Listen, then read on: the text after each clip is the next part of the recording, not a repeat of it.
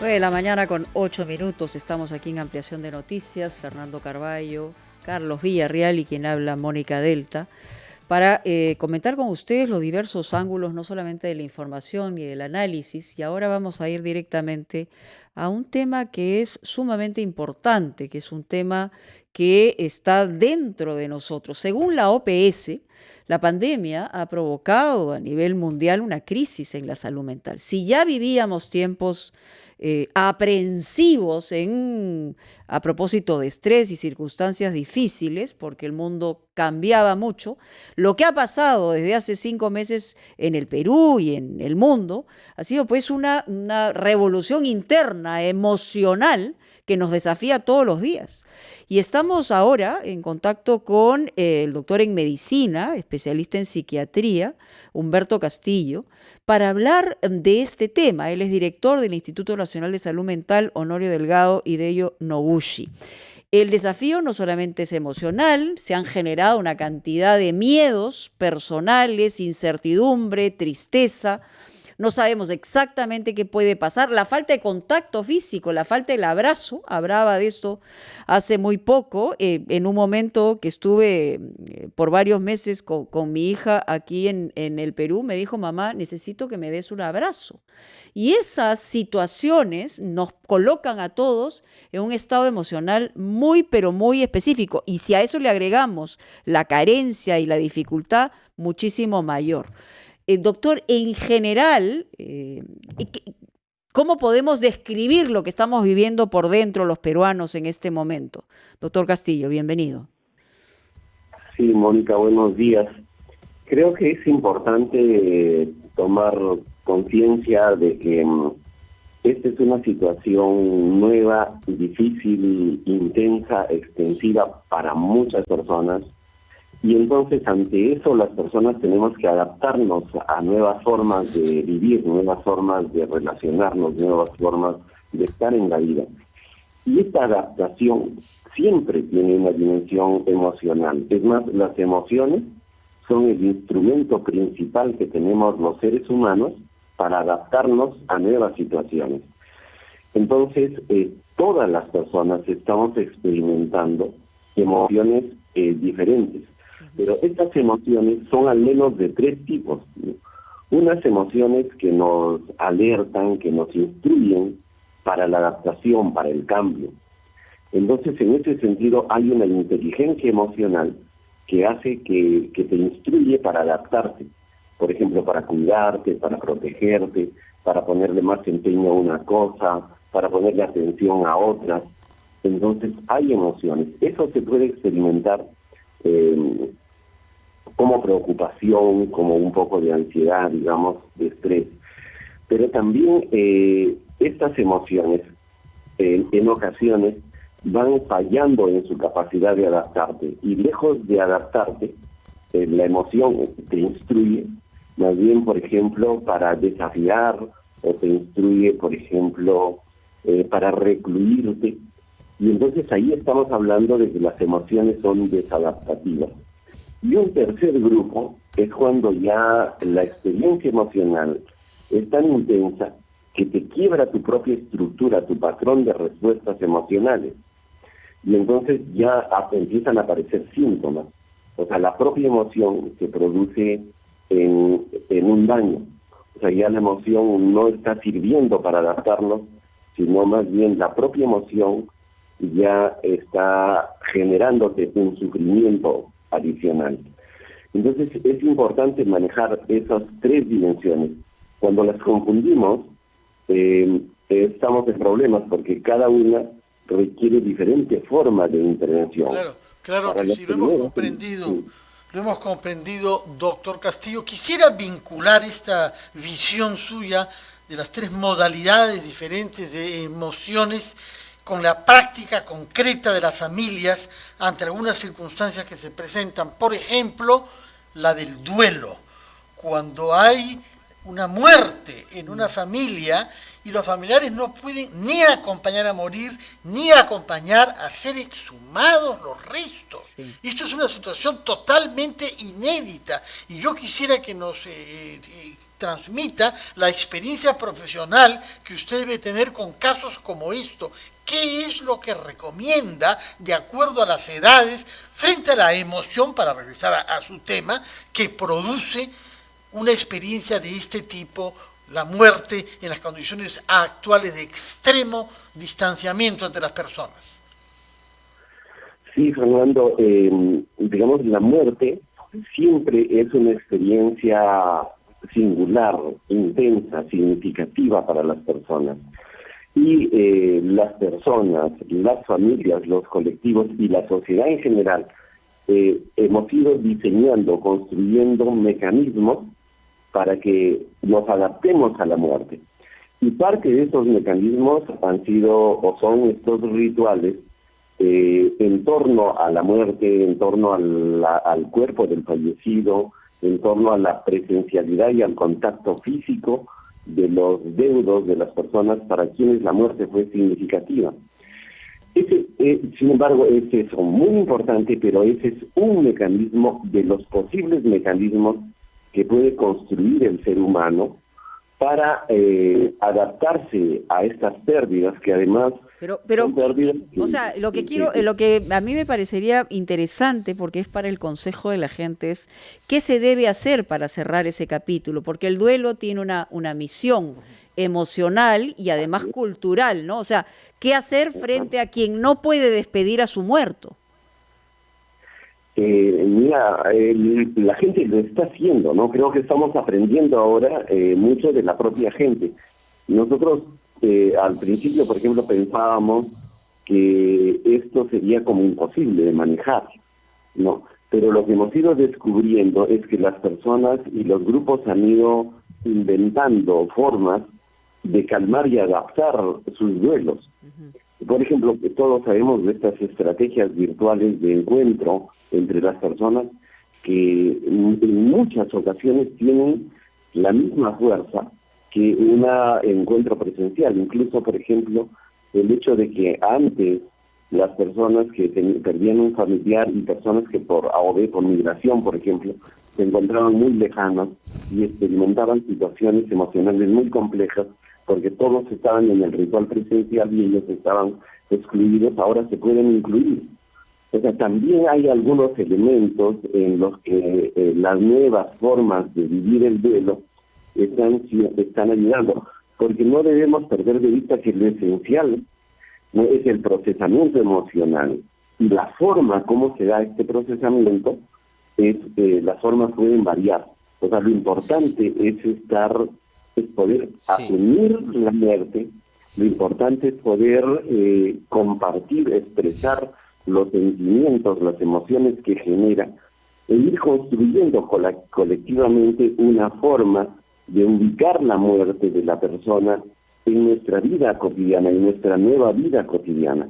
Obviamente esto va a variar mucho dependiendo de quién es la persona que se está muriendo y el vínculo que tiene. Por ejemplo, cuando hay un vínculo de dependencia, pues estas son situaciones realmente traumáticas para la persona, porque pierde su sustento. Por ejemplo, un niño o un adolescente que pierde a los padres. Por ejemplo, una pareja también, cuando pierde a su pareja, que es la persona con quien está en su cotidianidad. También, materialmente es un evento traumático y la adaptación es una situación muy dura, doctor. Quería preguntarle yo, en cuanto al manejo que hay que tener de los sentimientos de ansiedad, de angustia hacia los niños que están en casa, guardando cuarentena. Los padres, ¿cómo deben trabajar esto? ¿Cómo deben manejar esto? Muchas veces la angustia de los padres se traslada a la de los hijos. Pero en ese sentido, ¿cómo debemos actuar para evitar que nosotros mismos, sin querer, perjudiquemos, ¿no?, a nuestros hijos? Le pido que nos espere un minuto, por favor, porque tenemos que hacer la pausa y luego continuamos conversando con usted. Son las 9:21 de la mañana, estamos en ampliación de noticias por RP La Voz del Perú. Somos Mónica Derta, Fernando Carballo y Carlos Villarreal, y estamos conversando con el psiquiatra y psicoterapeuta Humberto Castillo, director del Instituto Nacional de Salud Mental. Las consecuencias justamente desde el punto de vista psicológico que hay respecto al nuevo coronavirus. No solamente las afectaciones desde el punto de vista orgánico, ¿no?, físico, también mental. Doctor, le había dejado una pregunta respecto a ¿cómo debemos guiar a nuestros hijos respecto a esta situación?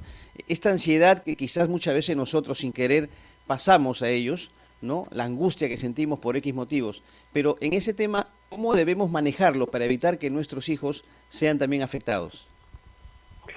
Sí, Carlos, recordemos que las emociones representan la situación que estamos viviendo y además son instrumentos para adaptarnos a ella.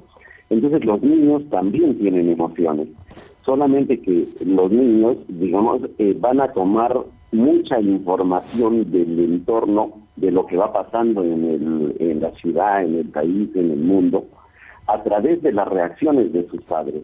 Y no necesariamente de lo que les dicen, sino de cómo actúan y de qué emociones expresan. Entonces, mucho de las emociones del niño es el reflejo de las emociones de los padres o de los adultos de su entorno. Por tanto, lo que tenemos que hacer como adultos es principalmente darnos cuenta qué emociones se está expresando y qué nos está diciendo con ello. No, por ejemplo, un niño que soñaba, tenía pesadillas como que el Metropolitano se incendiaba, ¿no? Y se quedaba, su padre desaparecía, su madre desaparecía, y lo que él estaba dando cuenta de eso es que a razón de la pandemia el padre se había quedado en una casa y la madre en otra, y no podían encontrarse, él no tenía el entendimiento claro de qué estaba pasando y se trasladaba a partir de estas pesadillas o de estas angustias. Entonces es importante que podamos entender, interpretar la emoción del niño y darle una respuesta material, real a eso. Cuando el padre y la madre están pasando estados de ansiedad desproporcionadas, entonces ahí más que actuar con el niño es actuar con la madre y el padre para tratar de calmarlos y que sus emociones vuelvan a una forma más adaptativa. Claro que sí. Doctor Castillo, todos sabemos que para tener una vida mentalmente saludable hay que comer de una manera correcta, dormir con profundidad, es decir, tener sueños, y respirar de una manera saludable, porque al fin y al cabo respirar es lo que más hacemos en la vida, desde que salimos del vientre de la madre hasta que expiramos, y a veces no sabemos respirar bien, pese a los esfuerzos que algunos yogas hacen para enseñarnos a respirar mejor. Pero ¿cómo vivir esto cuando uno está impedido de salir de su casa y tiene costumbre, por ejemplo, de caminar para expander los pulmones y sentir el aire fresco? Máxime cuando esta nueva prohibición de salir los días domingos no se ha formulado con un sustento técnico, y como ha dicho el defensor del pueblo en una carta al presidente de la República, no ha sido explicada en su motivación a la población. ¿Cómo poder tener un comportamiento saludable cuando estamos encerrados a la fuerza? Sí, de hecho, Fernando, vivimos una serie de restricciones que entre las muchas cosas que restringen es la restricción también de nuestros propios mecanismos que tenemos como personas, como grupos, de calmar nuestras emociones, de regularlas, de adaptarlas, y parte es lo que tú dices, o sea, la actividad física es central para mantener las emociones, porque muchas veces las emociones tienen que ver con lo que estamos pensando y muy adelantadamente el futuro, o recuperando recuerdos de que ya pasaron, y la actividad física nos va a poner en el presente. Al ponernos en el presente nos pone en contacto con nuestro cuerpo y con algo tan esencial como la respiración. Entonces, lo que estamos viendo, Fernando, paradójicamente, ¿no?, es que en este tiempo las personas han aprendido muchas técnicas, muchos mecanismos para cuidar su salud mental. Nunca antes hemos tenido tanta gente realmente haciendo ejercicios de relajación, de meditación, observando sus emociones, cuidando sus emociones. Entonces, esto de alguna manera ha atenuado lo que nosotros esperábamos, sea pues una ola terrible de problemas y trastornos mentales. De hecho, hay bastante. pero también las personas han creado mecanismos de adaptación muy interesantes, ¿no? Entonces, sí, claro, es mucho mejor que tengamos todas estas condiciones de salir y de manejarnos. Y yo creo que en algún momento lo vamos a hacer, porque lo que ocurre es que, digamos, el ser humano vive en situaciones de riesgo, siempre hay riesgos, pero el tema es que lo aprenda a manejar. Cuando el ser humano aprende a manejar y a esquivar los riesgos ya no le llevan al confinamiento, sino los riesgos le llevan a una conducta empoderada de esquivar los riesgos.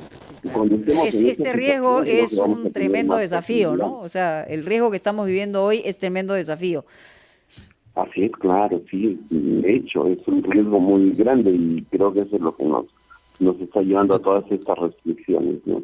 Doctor, los gobiernos últimos siempre han hecho hincapié en que hay que desarrollar una política de salud mental coherente en el país. ¿Usted ve que este ofrecimiento, esta promesa o esta política se ha cumplido en una dimensión correcta, adecuada en el país o no? Mira, desde hace más de 8 años estamos en un proceso de reforma de la forma de atender la salud mental, pasando de la lógica de grandes hospitales y a la atención solo por especialistas, ya sean psiquiatras y psicólogos, a la atención por los diferentes profesionales y con la participación de la comunidad. Y se ha avanzado bastante, por ejemplo, se ha avanzado con estos 154 centros, pero necesitamos 1000 de esos centros. Pero ahora vemos que también la propia estrategia de la actividad comunitaria está restringida un poco por el tema de que no podemos tener encuentros, que era la base de la salud mental comunitaria, el tener encuentros en los colegios, en los barrios, en el propio de salud mental comunitario. Ahora estamos avanzando en la idea de que muchos de estos encuentros podrían manejarse de forma virtual, ¿no? Y sin embargo es un proceso que no está resultando fácil, la verdad, pero estamos trabajando en eso para que se pueda tener encuentros comunitarios, pero mediados por las tecnologías, ¿no?